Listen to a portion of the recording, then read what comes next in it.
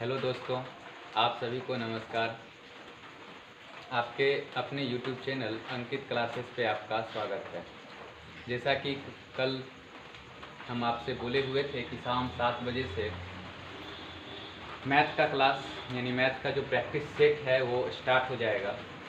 तो आप देख रहे हैं ये पहला प्रैक्टिस सेट हम लेकर के आपके बीच आए हुए हैं और आज से ही ये प्रैक्टिस सेट स्टार्ट होगा। तो आप शुरू से लेकर अंत तक वीडियो ज़रूर देखें। चलिए चलते हैं हम लोग क्वेश्चन पे। पहला नंबर क्वेश्चन में आपको दिया हुआ है कि एक धनराशि 4% वार्षिक ब्याज की दर से 2 वर्षों का चक्रवृद्धि ब्याज और साधारण ब्याज का अंतर 80 रुपया। आप देखिए 2 वर्ष का चक्रवृद्धि ब्याज और साधारण ब्याज का अंतर 80 है, तो आपसे धनराशि पूछा गया। हम लोगों को पता है कि 1 वर्ष का चक्रवृद्धि ब्याज और साधारण ब्याज में कोई अंतर नहीं होता, यानी 1 साल का अगर चक्रवृद्धि ब्याज निकाला जाए तो हम उसको साधारण ब्याज के नियम से निकाल सकते हैं। लेकिन 1 साल से अगर आगे बढ़ते हैं तो दोनों के बीच डिफरेंस बढ़ना शुरू हो जाता है। तो यहाँ पर भी दोनों के बीच डिफरेंस जो है वो अंतर जो है वो दिख रहा है 80 रुपया। तो वह धनराशि क्या होगा, तो हम आपको सबसे आसान तरीका सबसे पहले बता रहे हैं और फिर हम आपको उससे भी आसान तरीका बताएंगे। चलिए सबसे पहले देखते हैं क्या है। अगर आपका टाइम 2 साल है तो आप इसमें टाइम को हमेशा आप देखते रहिए, क्योंकि चक्रवृद्धि ब्याज में टाइम 3 होगा, 3 वर्ष होगा तो उसका बनाने का तरीका अलग हो जाएगा। 2 साल होगा तो बनाने का तरीका अलग हो जाएगा। तो अगर टाइम 2 साल दिया हुआ है तो सबसे पहले हम लोग 2 साल का एक बॉक्स बनाएंगे इस आकार का। अगर टाइमिंग 3 साल होता है तब ये बॉक्स थोड़ा सा बढ़ जाएगा, यानी ये बॉक्स इस आकार का पकड़ लेगा। तो अभी हम लोगों को टाइम 3 साल के बारे में दिया हुआ नहीं है, टाइम तो 2 साल दिया। बॉक्स के बाद आपको देखना है रेट। रेट आपका कितना परसेंट? 4%। तो हम लोग रेट अगर 4% दिया हुआ है तो इस 4% का फ्रैक्शन वैल्यू 1/25 हो जाएगा, यानी 25 रुपया में ब्याज जो लेगा वो 1 रुपया लेगा। अब आपको इसी रेट के हिसाब से मूलधन को पहले मानना पड़ेगा। तो हम लोग मूलधन जो मानेंगे वो टाइम के हिसाब से मानेंगे। आप एक चीज़ बता दीजिए, अगर हम मूलधन यहाँ पर XYZ कुछ मान लेते हैं, क्वेश्चन तब भी बन जाएगा। लेकिन क्वेश्चन में अगर 2.2 आ जाए और प्लस में 9.84 आ जाए तो जोड़ना थोड़ा सा कठिन हो जाएगा। लेकिन क्वेश्चन में अगर सिर्फ 2 और 9 आ जाए तो जोड़ना आसान हो जाता है। तो आप कोशिश ये कीजिए कि क्वेश्चन में फ्रैक्शन वैल्यू और पॉइंट का वैल्यू नहीं आए, ताकि जोड़ना घटाना हम लोगों को आसान हो जाए। तो हम लोग को करना क्या है कि रेट अगर 25 है 1/25, तो जो हर का वैल्यू होगा ना उसके पावर में टाइम को चढ़ा देना है। तो अगर 25 है तो पावर 2 चढ़िएगा, तो मूलधन को हम लोगों को मानना है, मूलधन जो आएगा वो मूलधन कितना आएगा? 625 आएगा। अब इस 625 को रेट के हिसाब से आप इस बॉक्स को भर दीजिए। रेट आपका 1/25, तो ये 625 का 1/25 उतरेगा, तो ये 625 का 1/25 25 होगा। और पहले नंबर बॉक्स में कोई चीज़ चेंजिंग नहीं होगा, ये 25 होगा, तो ये भी क्या होगा आपका? 25 होगा। लेकिन अब यहाँ पर आ रहे हैं तो ये वैल्यू फिर 25 का 1/25 लेगा। ये क्यों हो रहा है, उसके पीछे भी एक कारण है। तो 25 का 1/25 1 हो जाएगा। ये जो लाइन है ये मेरे फर्स्ट साल का होता है और ये जो लाइन है ये सेकेंड साल का है। तो आपको पता है कि कंपाउंड इंटरेस्ट में क्या है कि ब्याज का भी ब्याज लिया जाता है। तो अभी ये 25 रुपया जो ब्याज लिया वो तो मूलधन का लिया, लेकिन ये सेकेंड साल जब हम जा रहे हैं तो इस 25 रुपया का भी ब्याज लेगा और मूलधन का भी ब्याज लेगा। तो मूलधन 625 का ब्याज तो 25 देंगे, तो इस 25 का ब्याज आपको देना पड़ेगा। जो 25 का ब्याज जो 1/25 के हिसाब से चलेगा वो 1 हो जाएगा। अब यहाँ से अगर हमको कंपाउंड इंटरेस्ट और सिंपल इंटरेस्ट का अगर अंतर चाहिए तो आपने यहाँ देख रहे हैं कि ये पहला नंबर लाइनिंग जो मेरा आ रहा है, ये पहले नंबर लाइनिंग यानी 25 25 50, ये मेरा सिंपल इंटरेस्ट होता है। तो सिंपल इंटरेस्ट यहाँ से हम देख रहे हैं कि सिंपल इंटरेस्ट आपका कितना होगा? 50, और कंपाउंड इंटरेस्ट आपका कितना होगा? तो वो सबको जोड़ना पड़ेगा, 25 25 50 और 50 और 1 51। वैसे भी अगर आपको क्वेश्चन में अंतर दिया हुआ है तो वो लिखने की कोई ज़रूरत नहीं है, आप पहले नंबर लाइन को बंद कर दीजिए। जो बच जाता है वो कंपाउंड इंटरेस्ट और सिंपल इंटरेस्ट का अंतर होता है। तो क्या हम लोग इसको हटा करके क्या ऐसा बात कह सकते हैं कि कंपाउंड इंटरेस्ट और सिंपल इंटरेस्ट का अंतर जो है वो 1? लेकिन कंपाउंड इंटरेस्ट सिंपल इंटरेस्ट का अंतर कितना? 80 है, तो क्या 1 का वैल्यू जो है वो 80 के बराबर होगा? तो हम 1 का वैल्यू किसके बराबर कहेंगे, 80 रुपया के बराबर कहेंगे। लेकिन आपने मूलधन को जो माने हुए हैं वो मूलधन कितना माने हुए हैं, 625। तो आप ये बात बताइए कि 625 का वैल्यू कितना होगा, तो हम लोग ये भी बात अब निकाल सकते हैं। 625 का वैल्यू जब 1 बराबर अगर 80 आ गया तो आप खुद बताइए कि 625 का वैल्यू कितना होगा। तो इसमें भी 625 से गुना करना पड़ेगा। जैसा कि आप जानते होंगे 625 को अगर आप 8 से गुना कर देते हैं तो वैल्यू 5000 होता है, लेकिन ये 80 से गुना करना है तो 5000 पर एक जीरो और आएगा, यानी आपका आंसर जो होगा वो क्या हो जाएगा, 50। और आपका आंसर बी नंबर। लेकिन ये आपका प्रोसेस था बनाने का, इससे भी एक आसान तरीका है इसको बनाने का। ये इसलिए बता रहे हैं क्योंकि ये बॉक्स एक ऐसा चीज है जो आप जल्दी नहीं भूल सकते हैं। और यहाँ पर ना सारा बात स्पष्ट दिख रहा है कि मेरा पहला साल का होगा, ये मेरा दूसरा साल का होगा, और अंतर जो होगा वो पहले साल को हटा दिया जाए, यानी पहले लाइन को हटा दिया जाए तो जो बच जाता है वो अंतर मेरा हो जाता है। लेकिन अगर टाइम 2 साल है तो हम इस चीज को और भी आसान तरीका से बना सकते हैं। कैसे बनाएंगे, चलिए हम उसको देखते हैं। आप इसको वीडियो को आप रोक करके अगर ये लिखना हो तो आप कॉपी में लिख सकते हैं। चलिए हम लोग बढ़ते हैं, इसी क्वेश्चन को दूसरे तरीका से बनाते हैं। दूसरे तरीका से अगर बनाना है तो आपको सिर्फ देखना ये है, चक्रवृद्धि ब्याज में इंपॉर्टेंट चीज ये रहता है कि आपका टाइम जो है वो आपको देखना पड़ेगा। अगर टाइम 2 साल है, ये बात सिर्फ और सिर्फ 2 साल में ही होगा, 3 साल में नहीं लगेगा। अगर अंतर 80 रुपया है और आपको अगर मूलधन चाहिए तो आप ना मूलधन एक लाइन में निकाल सकते हैं। कैसे निकलेगा तो देखिए, आपका अंतर 80 रुपया तो 80 गुना रेट आपका कितना, 4%। आप बताइए 4% को हम लोग कैसे लिखेंगे, 4/100। लेकिन अगर मूलधन निकालना हो तो जो आपका रेट का वैल्यू दिया हुआ है, कुछ नहीं कीजिए, आप उसका उल्टा गुना करना शुरू कर दीजिए, यानी 4/100 का उल्टा गुना 100 बट्टे क्या होगा, 4।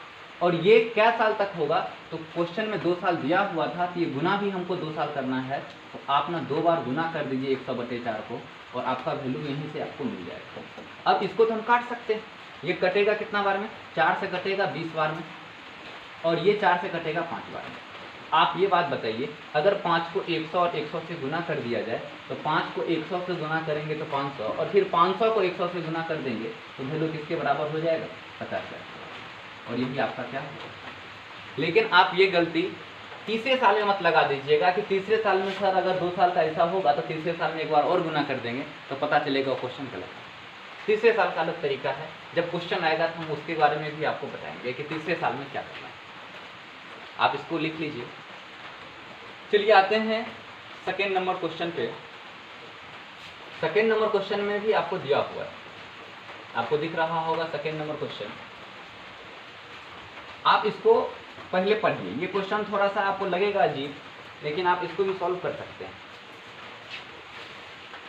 जब भी क्वेश्चन सेकेंड नंबर आता है तब वीडियो को रोक करके पहले आप कोशिश कीजिए खुद से बनाने का, उसके बाद जब बन जाए तो फिर वीडियो को आप स्टार्ट कर दीजिए। अब देखिए यहाँ से सेकेंड नंबर क्वेश्चन में क्या कह रहा है कि पानी से भरे एक पूरे पात्र का भार जो है वो 28 kg। जब इस पात्र का 1/4 भाग पानी से भरा होता है तो उसका भार 19 kg होता है।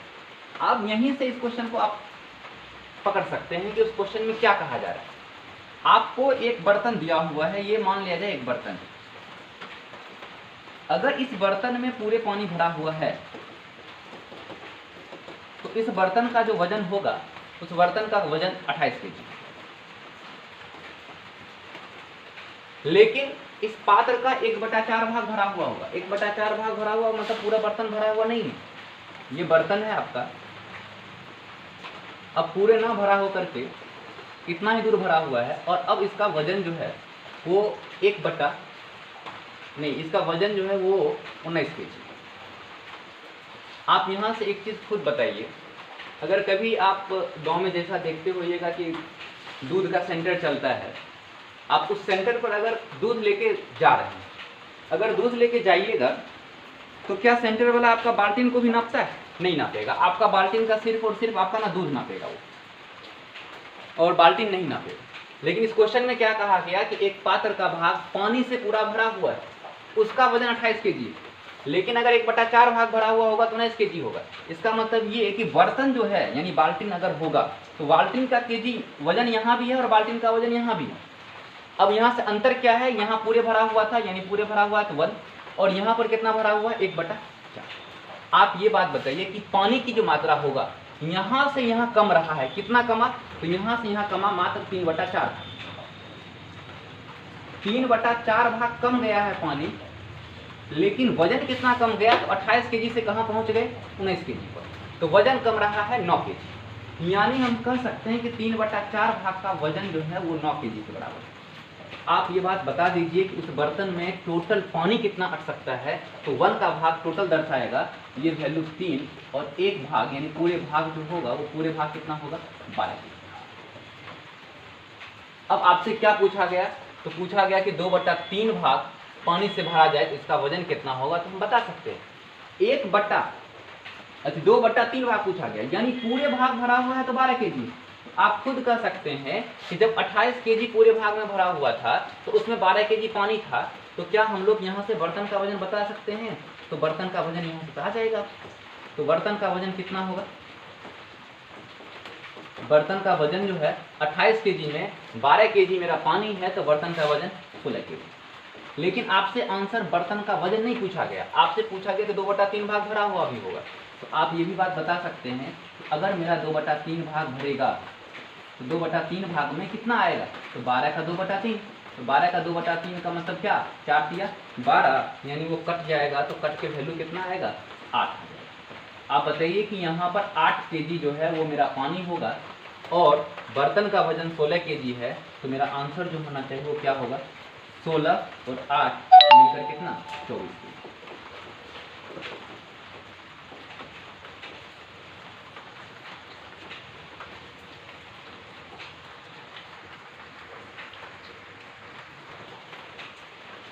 आ जाइए अगले क्वेश्चन पे, क्वेश्चन नंबर 3।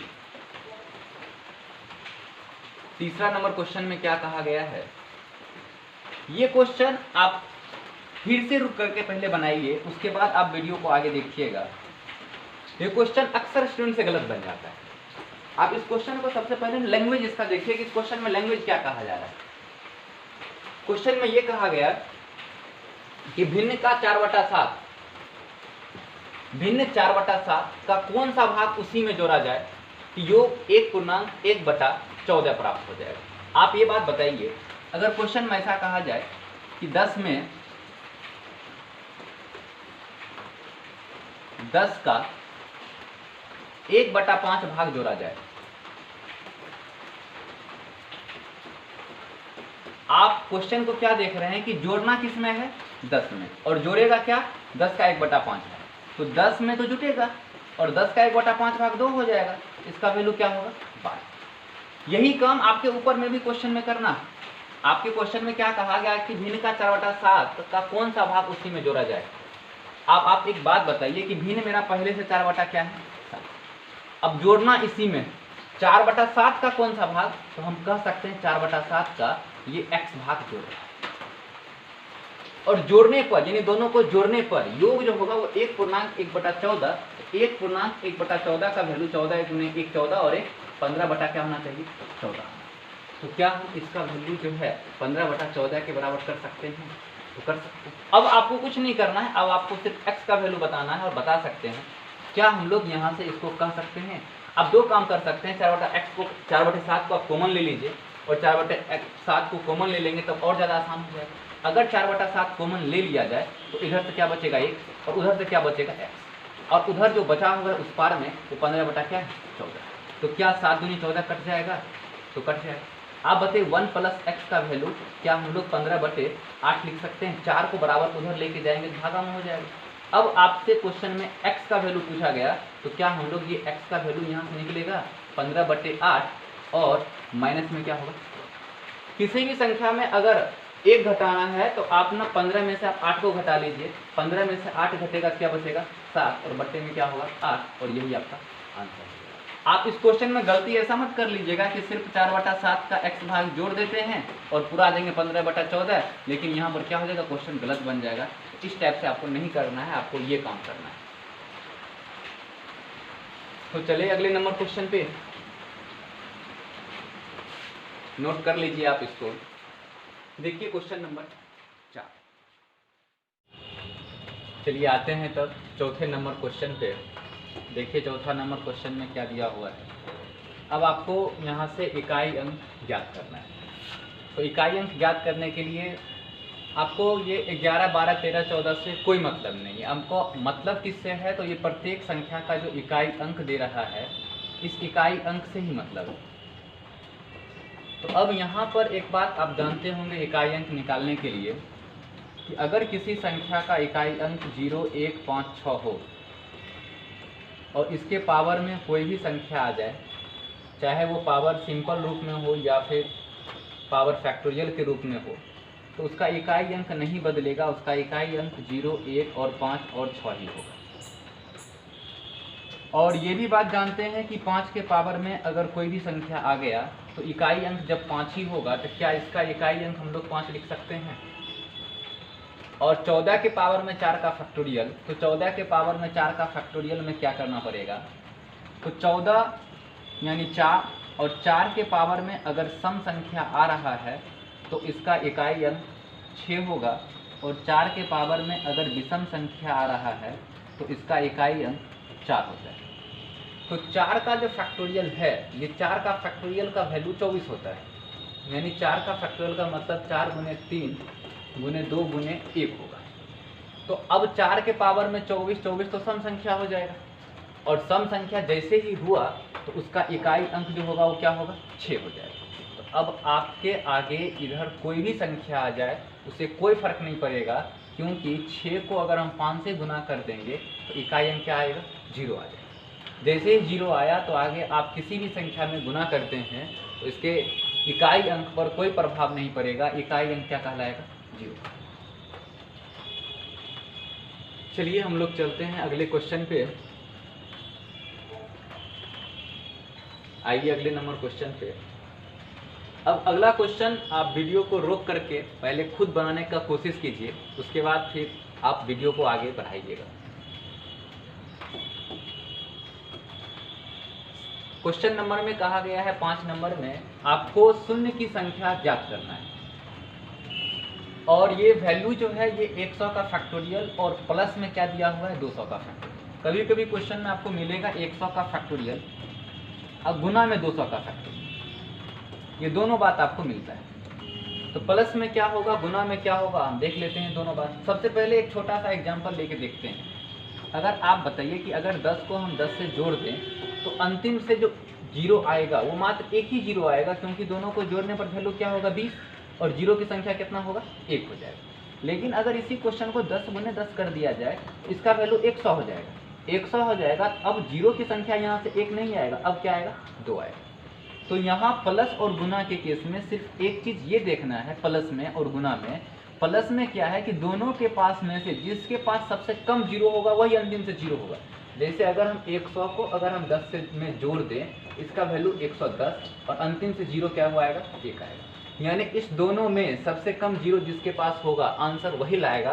तो 100 में 2 0, 10 में 1 0, तो आंसर 1 0 होगा। लेकिन अगर ये क्वेश्चन 100 गुने 10 आ जाए तो इसका वैल्यू 1000 हो जाएगा और इसमें अंतिम से 0 की संख्या कितना होगा, 3 होगा। इसका मतलब ये कि 100 में 0 की संख्या कितना, 2, और 10 में 0 की संख्या कितना, 1। जब क्वेश्चन गुना के रूप में होगा तो 0 की संख्या दोनों को निकाल करके क्या करेंगे, जोड़ देंगे। लेकिन अगर क्वेश्चन जोड़ में है तो दोनों में से जिसके पास सबसे कम 0 होगा वही आपका आंसर होगा। तो अब ये क्वेश्चन जो आप देख रहे हैं, ये क्वेश्चन जो है आपका जो दिया हुआ है वो प्लस में है। तो प्लस में है तो आप खुद बता सकते हैं 100 फैक्टोरियल में 0 कम होगा कि 200 के फैक्टोरियल में 0 कम होगा। तो हम कह सकते हैं मेरा जो आंसर होगा वो 100 के फैक्टोरियल में होगा। और 100 के फैक्टोरियल में नंबर ऑफ 0 क्या होगा ये हम लोग याद कर लेंगे। तो हम देखते हैं कि 100 के फैक्टोरियल नंबर ऑफ 0 क्या होगा। अगर कोई संख्या फैक्टोरियल में है तो नंबर ऑफ 0 निकालने के लिए आपको क्या करना है कि आपको नंबर ऑफ 5 निकालना है। क्यों? क्योंकि 0 निकालने के लिए 2 चीज जरूरी है, एक नंबर ऑफ 5 और एक नंबर ऑफ 2, और जिसका मान कम होगा वही आंसर होगा। और फैक्टोरियल में क्या होगा कि फैक्टोरियल अगर 100 का है इसका मतलब 1 गुने 2 गुने 3 गुने 4 और ये 100 तक किया हुआ है। इसमें 2 जो है प्रत्येक एक संख्या को छोड़ करके 2 आते जाएगा, यानी 2 की संख्या बहुत ज्यादा हो जाता है 5 की अपेक्षा। तो आपको 2 की संख्या नहीं निकालना है, आपको सिर्फ 5 निकालना है, और जो 5 होगा वही 0 हो जाएगा। तो अब हम लोग निकालते हैं 5, और 5 बड़ा आसान तरीका से आप निकाल सकते हैं। आपको क्या करना है, जो संख्या में फैक्टोरियल लगा हुआ है आप उस संख्या में पहले 5 से भाग लगा लीजिए। आप जैसे लगाएंगे तो क्या वैल्यू आएगा 20, फिर इसमें भी आप 5 से भाग लगा दीजिए, क्या आएगा 4। आप ऊपर को छोड़ दीजिए, ये दोनों को जोड़ दीजिए, यही आपका आंसर होगा। यानी आपका आंसर कितना आएगा 20 और 4 24, यानी अंतिम से जीरो की संख्या जो इस क्वेश्चन में आएगा वो आएगा 24। अगर आप 200 का निकालते हैं तो उसमें ज़्यादा आ जाएगा जीरो की संख्या। आप 200 का निकालना, आप 200 का भी ऐसे निकाल सकते हैं। आप 5 से लगा दीजिए, वैल्यू कितना आएगा 40, फिर 5 से लगा देंगे, वैल्यू क्या आएगा 8, फिर अभी भी 5 से लगेगा तो 5 एकम 5, शेषफल नहीं लेना है। आप इस 200 को छोड़िए और ये तीनों को जोड़ दीजिए, 40 8 48 48 और 49, यानी इसमें जीरो की संख्या 49 और इसमें जीरो की संख्या कितना 24। दोनों में जिसके पास कम होगा वही मेरा अंतिम से जीरो की संख्या होगा। आप ये बात बताइए अंतिम से जीरो की संख्या कितना हो जाएगा, तो हम कह सकते हैं मेरा जीरो की संख्या जो आएगा वो कितना होगा 24, और यही आपका आंसर। आप उतार लीजिए इसको। चलें अगले क्वेश्चन पे चलते हैं, क्वेश्चन नंबर 6। आप 6 नंबर क्वेश्चन को देख रहे हैं, क्या कहा गया है 6 नंबर में। आप वीडियो को पहले रोकिए और पहले खुद से इसको सॉल्व करने का कोशिश कीजिए, उसके बाद फिर आप आगे वीडियो को बढ़ाइएगा। चलिए हम लोग बढ़ते हैं क्वेश्चन नंबर 6 की तरफ। क्या कहा, 1 किलोमीटर के दौड़ में ए बी को 28 मीटर अथवा 7 सेकंड से हरा देता है। ए किसको हरा रहा है, बी को। अगर बी हार रहा है इसका मतलब ये कि ए जो है, यानी अगर मेरा दौड़ है तो दौड़ का एक स्टार्टिंग पॉइंट होगा और एक फिनिशिंग पॉइंट होगा, और जो आदमी फिनिशिंग पॉइंट पर पहले पहुंच जाएगा वो आदमी जीतेगा, और जो आदमी बाद में पहुंचेगा वो आदमी हार जाएगा। क्वेश्चन में भी यही कहा गया कि ए जो है वो बी को, यानी ए हरा किसको रहा है, बी को, और बी को जो हराएगा तो हराएगा क्या मीटर से, 28 मीटर से। यानी जिस समय ए फिनिशिंग पॉइंट पर पहुंचा था उस समय, यानी उस समय ए से पीछे 28 मीटर पीछे कौन था, बी था। और बी क्या किया कि इस 28 मीटर को 7 सेकंड में तय कर दिया। तो हम लोग यहाँ से बी का स्पीड भी बता देंगे। आप बताइए कि बी का जो मेरा स्पीड आएगा वो बी का स्पीड क्या है। बी 28 मीटर चलने के लिए 7 सेकंड लेता है, तो हम लोग कह सकते हैं कि बी का स्पीड जो होगा वो 28/7, यानी बी का स्पीड 4 मीटर प्रति सेकंड हो जाएगा। अब आपको पता है कि दौड़ ये था कितना किलोमीटर का, 1 किलोमीटर का, और बी का स्पीड कितना है 4 मीटर प्रति सेकंड, यानी 1 सेकंड में 4 मीटर जाएगा। तो आप ये बात कह सकते हैं कि इसको समय जो लगेगा शुरू से लेकर के अंत तक 1 किलोमीटर चलने में कितना लगेगा। 1 किलोमीटर का मतलब कितना, 1000 मीटर, और बट्टे में इसका स्पीड कितना 4, यानी इसको समय कितना लगेगा 250 सेकंड। अब आप बताइए कि इसको समय लग रहा है 250 सेकंड, और आपसे क्वेश्चन में क्या पूछा, ए को कितना समय लगेगा। आप बता सकते हैं हारा कौन था और जीता कौन था। ए जीत गया था और बी हारा था। बी क्या सेकंड से हारा था, 7 सेकंड से। इसका मतलब ये बी 7 सेकंड बाद पहुंचा होगा और ए बी से 7 सेकंड पहले पहुंच गया होगा। ए बी को 250 सेकंड लगा, तो ए को जो समय लगा होगा वो 250 सेकंड से पहले पहुंच गया था। 250 सेकंड से पहले कितना पहले पहुंचा, तो 7 सेकंड बी हारा, तो बी ए 7 सेकंड पहले पहुंच गया, यानी ए को समय लगा 250 - 7 यानी 243 सेकंड। और 243 सेकंड को हम लोग क्या करेंगे, लिख सकते हैं इसको 4 मिनट और 3 सेकंड, और यही आपका आंसर होगा। और आंसर नंबर कितना, 1 हो जाएगा। चलिए आगे बढ़ें, आ जाइए अगले क्वेश्चन पे, क्वेश्चन नंबर 6। 6 नंबर क्वेश्चन में ये टाइम एंड वर्क है, और आप किसी भी एग्जाम, किसी भी चीज़ का आप अगर एग्जाम दे रहे हैं तो उसमें टाइम एंड वर्क का आपको एक ना एक क्वेश्चन मिलेगा ही मिलेगा। तो देखते हैं इस टाइम एंड वर्क को। आप पहले वीडियो को रोक लीजिए और फिर पहले आप बनाइए, उसके बाद फिर वीडियो को आप आगे चलाइएगा। देखिए पहले नंबर यानी 7वां नंबर क्वेश्चन में क्या कहा, ए एक काम को 12 दिन में करता है और बी क्या कर रहा है 15 दिन में कर सकता है। कहता है ए के 3 दिन काम करने के बाद बी भी ए के साथ शेष काम को पूरा करने में जुट जाता है। शेष काम कितना दिन में पूरा होगा। अब इस चीज में 2 तरीका का क्वेश्चन पूछा जाता है। एक क्वेश्चन ये पूछा जाएगा कि टोटल काम कितना दिन में हुआ है, यहाँ टोटल काम नहीं पूछा है, यहाँ पूछा क्या कि जब बी ए के साथ आया उसके बाद जो शेष काम बचा हुआ था उसको कितना समय में किया है। चलिए हम लोग देखते हैं इसको भी। आइए ए जो है किसी काम को क्या दिन में करेगा, 12 दिन में। बी उसी काम को क्या दिन में करेगा, 15 दिन में। आगे बढ़े तो हम लोग का टोटल वर्क जितना भी डे दिया हुआ है ये दोनों का एलसीएम ही टोटल वर्क कहलाएगा। तो 12 और 15 का एलसीएम कितना होगा ये आप जान रहे हैं। 12-15 का एलसीएम मेरे हिसाब से 60 होना चाहिए और आप ही निकाल सकते हैं। अगर एलसीएम बहुत जल्दी निकालना है तब क्या कीजिए, इस दोनों संख्या में आप ये देखिए, अगर 2 संख्या हो तो दोनों संख्या में ये देखिए कि सबसे बड़ा संख्या आपका क्या है। सबसे बड़ा संख्या 15 और छोटा संख्या कौन, 12। दोनों के बीच डिफरेंस कितना, 3। तो छोटा संख्या में से भाग लगा दीजिए। 12 में 3 से भागा लगाएंगे 4 और जो भागफल आ रहा है ना उसको बड़ा संख्या में गुना कर दीजिए। 15 गुने 4 बराबर 60 हो जाएगा। यानी आपका जो एलसीएम आएगा वो एलसीएम कितना होगा, 60 होगा। अब 12 दिन में अगर कोई आदमी 60 काम करता है तो एक दिन में कितना करता होगा, एक दिन में तो 5 काम करता होगा वो। और 15 दिन में अगर 60 काम कर रहा है तो एक दिन में कितना काम करेगा, 4 काम करेगा। अब आपको क्वेश्चन देखना पड़ेगा इस क्वेश्चन में करना क्या है और कौन आदमी काम करके चला गया। कहता है यदि ए 3 दिन काम करने के बाद, ए के 3 दिन काम करने के बाद बी आ रहा है, यानी ए अकेले 3 दिन तक काम किया। एक दिन का काम अगर 5 है तो 3 दिन का काम मेरे हिसाब से 15 काम होना चाहिए। तो आप ये बात बताइए कि शेष काम छोड़ा कितना, 15 काम तो हो गया इसका। अगर 15 काम हो गया, 60 काम में से 15 काम हो रहा है तो शेष काम कितना बचा, 45 काम बचा हुआ। और हमको पता है कि अगर ए और बी दोनों आ जाएगा, ए और बी दोनों मिलकर के 5 और 4 मिलकर क्या काम होगा, 9 काम होगा। और काम को कितना समय में करेगा, तो हम लोग कह सकते हैं कि मेरा समय जो लगेगा वो 45 काम ही करना है, जिसमें से 9 काम एक दिन में हो रहा है। यानी ये एक दिन में कर देगा 9 काम। तो 45 काम को करने में कितना समय, 45 बटा कितना, 9। यानी समय जो लगेगा वो क्या दिन लगेगा, 5 दिन। समझ में आ रहा है? नहीं समझ में आ रहा तो वीडियो को फिर से आप बैक थोड़ा सा कीजिए और फिर से दोबारा आप इसको देख सकते हैं। चलें अगले क्वेश्चन पे। देखिए क्वेश्चन नंबर 8, 8वां नंबर क्वेश्चन।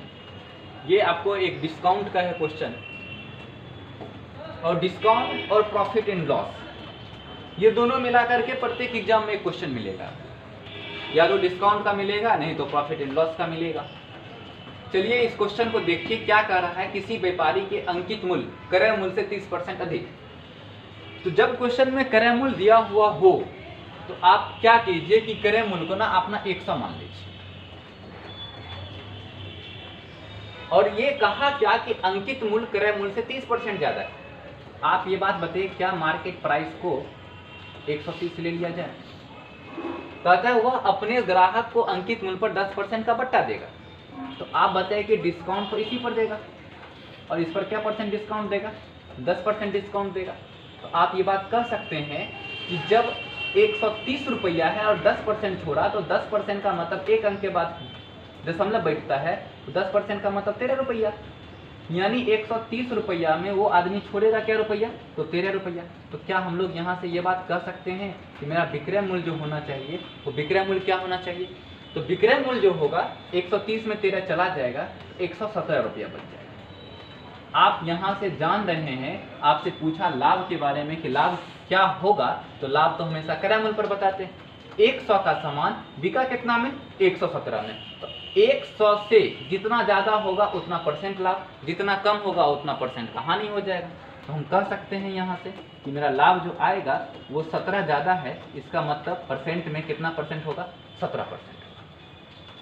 आप इसी क्वेश्चन को एक तरीका से और बना सकते हैं जो एक लाइन में बन जाएगा। इनको 2-3 लाइन लिखना पड़ा है, इतना लिखने की कोई जरूरत नहीं।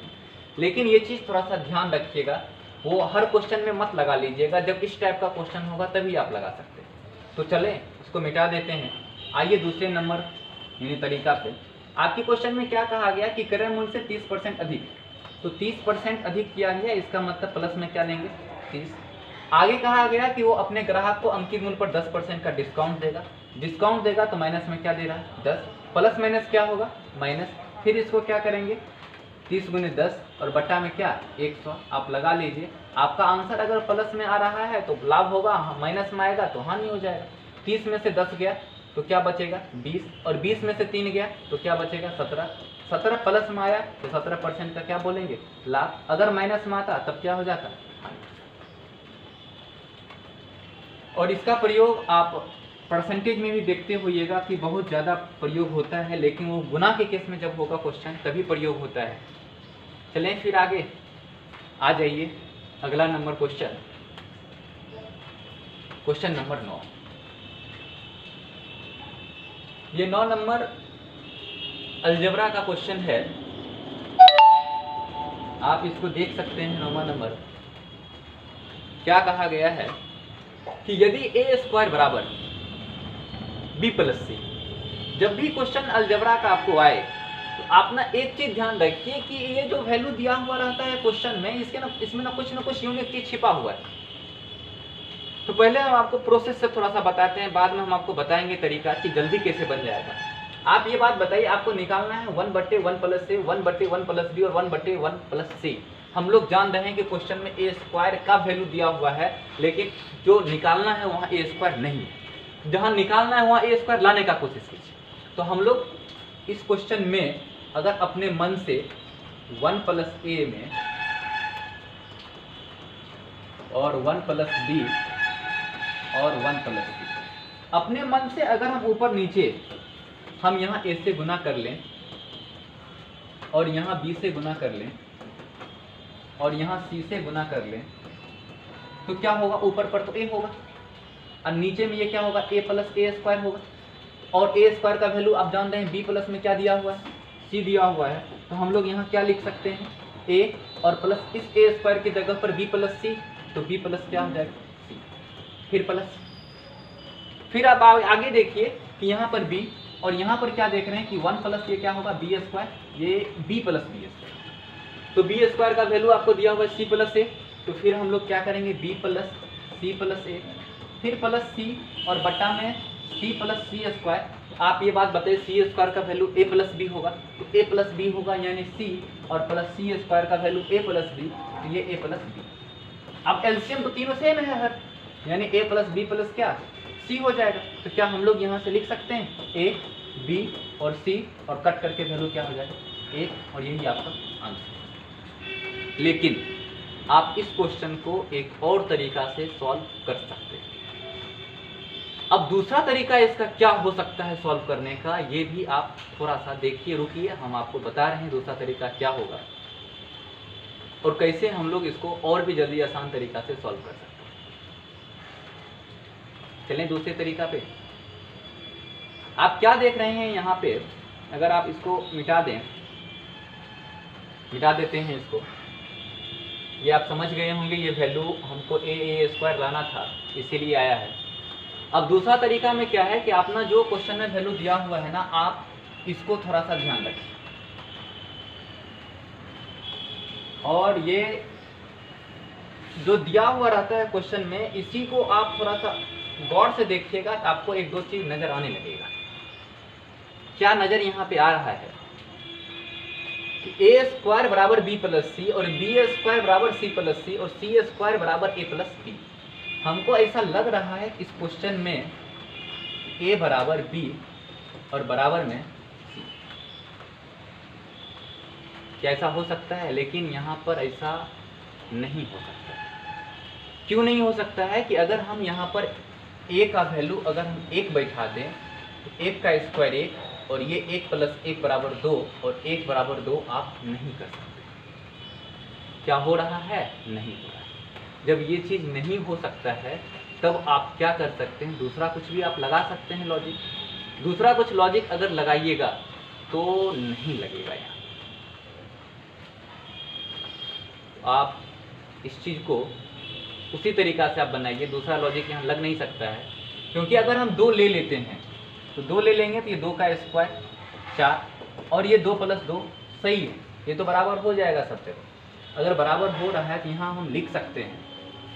ये वैल्यू बराबर कब नहीं हो रहा है? जब हम a बराबर 1 लेते हैं तो बराबर नहीं हो रहा है।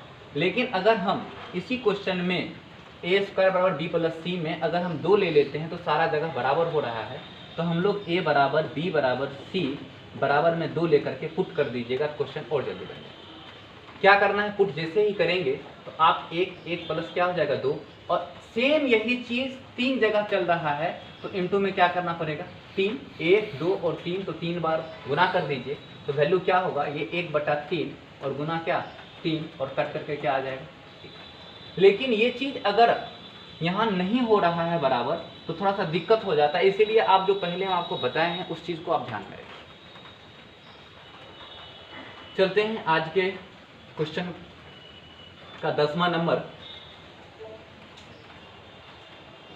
क्या कहा गया है 10वां नंबर में कि a बराबर 10/11 इंटू 10 29 डिग्री और b बराबर cot 61 इंटू cot 79 डिग्री हो तो इनमें से कौन सा सत्य है, ये आपको बताना है। तो देखा जाए इसमें ये क्वेश्चन बड़ा आसान है। आप a बराबर सिर्फ लिख लीजिए, आपका आंसर खुद आ जाएगा। 10/11 डिग्री इंटू में 10 29 डिग्री, b बराबर 2 cot 61 डिग्री इंटू cot 79। जैसा हमको लग रहा है आप खुद जान रहे हैं, क्या हम लोग यहाँ से 90 डिग्री माइनस थीटा बराबर cot थीटा लिख सकते हैं। जब लिख सकते हैं तो आप ऊपर के वैल्यू को ना चेंज कर दीजिए। ऊपर के वैल्यू को जैसे ही चेंज करेंगे, क्या ये वैल्यू 90 डिग्री माइनस में 79 डिग्री हो जाएगा, और ये वैल्यू 90 डिग्री और माइनस में 61 डिग्री होगा। तो हम ऊपर को क्या लिख सकते हैं, तो अब तो 10 नहीं लिखेंगे, वो बदल कर जाएगा 10 90 डिग्री, यानी ये हो जाएगा cot, और फिर आगे क्या 79 डिग्री, और इनटू में इसको क्या लिख सकते हैं cot, और आगे 61 है तो आगे क्या आएगा 61 डिग्री। आप खुद सेकेंड नंबर लाइन को देखिए तो b बराबर ये पूरे के जगह पे, ये पूरे के जगह पर क्या बैठा सकते हैं a बैठा सकते हैं, तो ये पूरे की जगह पर a, तो इस क्वेश्चन का आंसर b बराबर 2a हो जाएगा। और आप देख रहे हैं b बराबर 2a कहीं है, तो आपका सी नंबर ऑप्शन आप देखिए 2a बराबर क्या है। ये तो बड़ा आसान था, और आज बहुत ज़्यादा लंबा वीडियो हो रहा है तो इसी कारण आज रहने देते हैं। फिर कल मिलते हैं हम लोग 7 बजे इसी समय, आपको फिर से वीडियो 7 साढ़े 7 8 बजे के लगभग में आपको इसी टाइम में फिर से वीडियो मिलेगा कल। तब तक के लिए बाय।